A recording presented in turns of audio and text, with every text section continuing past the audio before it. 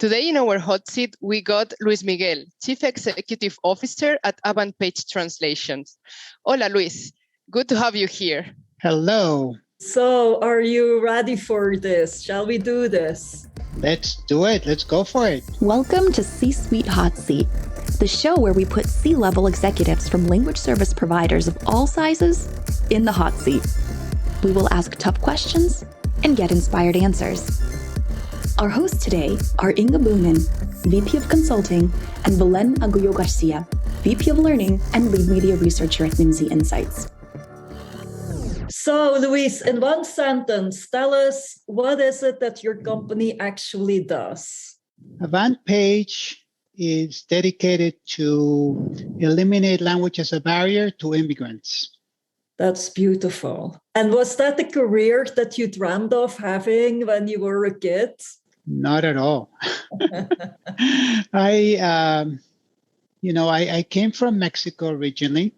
And in Mexico at the time when I was growing up, the president was omnipotent. And whenever I had a favorite aunt who would ask me, Luis, what do you want to be when you grow up? And it was always president.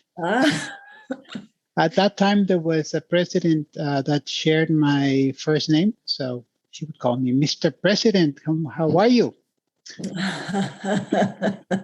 I love that. Yeah. And in a way, being a CEO, on occasion, I suppose you might feel as a president of your small territory once in a while. A little bit, a tiny bit like that, yes. And more importantly, I really understand the limitations that this kind of job really entails, because there's a lot of limitations that you have as a CEO of a company.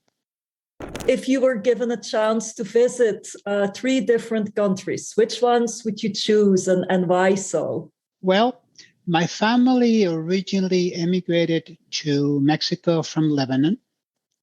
And I have not visited Lebanon. I've wanted to be there several times, but being deterred by political events. So Lebanon is definitely one. I want to visit my ancestral land. My current partner, Larissa, is from Baltic country, Latvia. Oh, and I have not had the pleasure of being there, deterred by the pandemic. So Latvia is definitely big on my list. And last but not least, it's really more a city, but it used to be a country and an empire. I love Rome. Oh, beautiful. And 3 very diverse places, no? Yes. I just love the history and the power and all of the traditions, the food, the culture of Rome. So that would be my third. When you're not working, Luis, how do you like to spend your time? Do you have any hobbies? I'm located in Northern California, and it's incredibly rich in beautiful forests. Yeah. And so I love to go hiking quite a bit around both the Bay Area and then to the east and north of us. It's the Sierras, the Lake Tahoe area. It's beautiful, beautiful. And I combine that with being with my close family. So hikes with really close friends or family is what I like to do on days off. What's the best piece of advice that you've ever been given?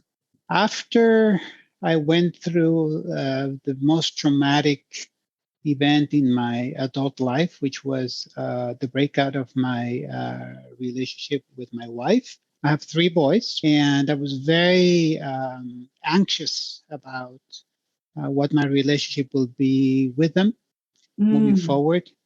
And the best piece of advice was to just spend quality time with them and create a strong relationship with them. That's what I did. I stopped being anxious about it. And today I'm happy to report that I have really strong relationship with the three of them. Thank you so much for sharing these personal stories, Luis Miguel. Now we feel like we know you a little bit better. But I have to say that those were the easy questions. Now we are going into the tougher questions. So let me ease you into this, okay? The first question is, what inspired you to start your company? You know, there was not a single element that inspired me. I come from an entrepreneurial background. My family was immersed in several different businesses in Mexico. And that really gave me a lot of the impulse. The commitment to help and support immigrants through language services came both from the fact that I'm a double immigrant, right? My family came to Mexico from Lebanon. I immigrated to the United States. And then, you know, the linguistic issues that I had, as well as my wife at the time, she was an interpreter.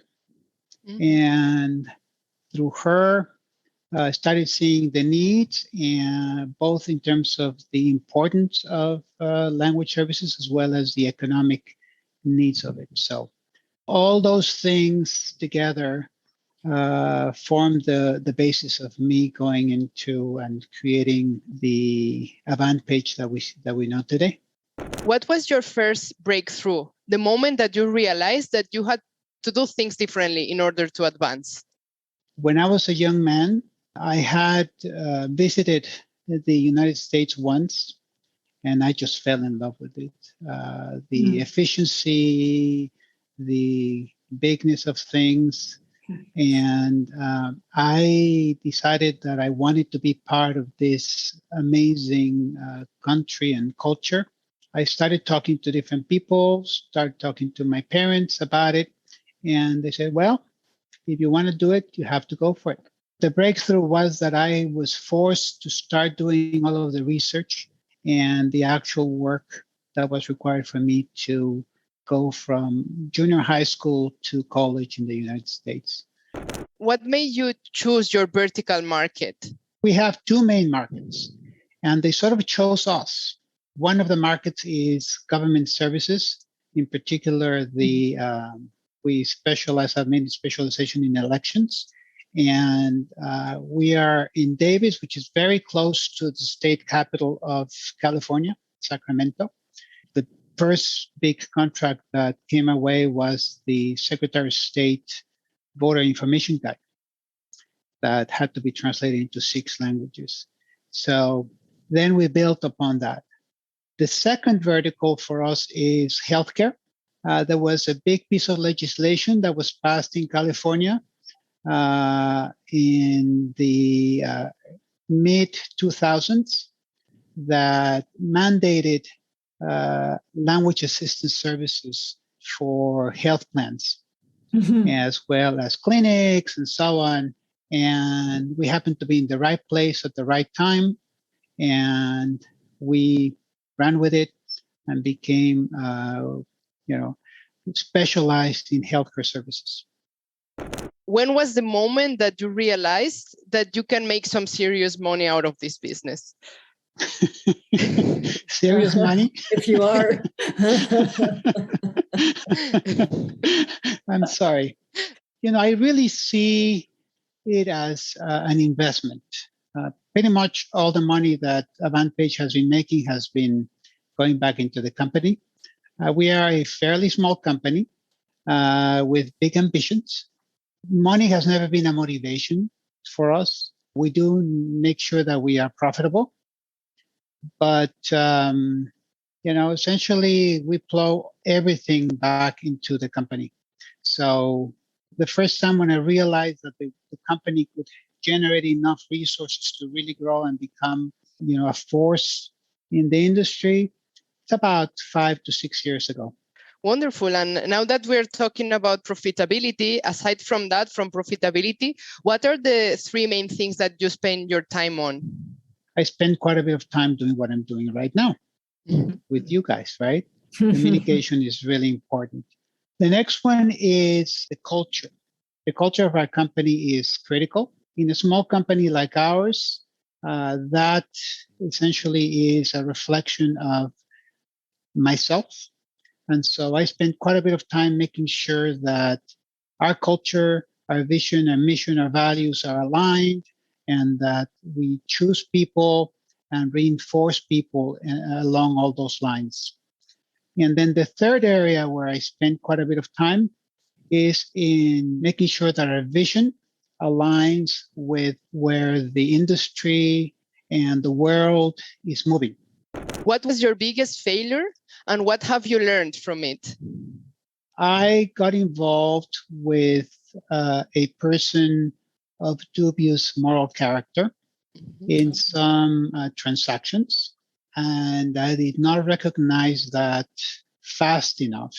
It caused a significant amount of deviation from our mission, as well as a hit to our standing with the rest of our employees. What was a big waste of time in your organization? We opened an office in Mexico City, and that was a success. We then opened an office in Seattle. That was the big mistake that we, cost us a lot of time and effort, about 2 years of time, because we did not have a person and then a team that we sent there that actually belonged to us. We hired somebody and a team that had a different agenda, primarily centered around them and not centered around us, the culture and the vision and the mission of the company. So that was a very big distraction of about 2 years altogether. What was your biggest success? We want to hear a success story from you, Luis Miguel. Good. I would say that it's a work in progress. And for me, it is to create a company that is self-sustaining. I have consciously decided not to pursue a strategy of selling the company with another one. We want to create a company that is moral, that is profitable, and that makes tangible contributions to the three stakeholders that we have. We tend to be clients, employees, and our providers. What advice would you give to young entrepreneurs starting their own business in the language industry? Number one is make sure that you understand and always look at your basic financial statements, your P&L and your balance sheet. That's something that I found I was sort of dismissing for quite a bit of time until I got into such a mess that it really created a crisis for us. So that's really important. And then the second one that I would say is that sales is critical, but there's two ways of looking at it. And one is you have incentives that you give people to buy from you. But then one thing that we found that's really even more important than that is you should always be looking at is the friction that you have in your organization to make a sale that prevent your customers from actually buying from you. And so make sure that you look at both the incentives for people to buy from you and also the things that are holding them back from actually making those purchases. Yeah, thank you for joining us in the hot seat. I hope you didn't sweat too much. I am sweating a little bit.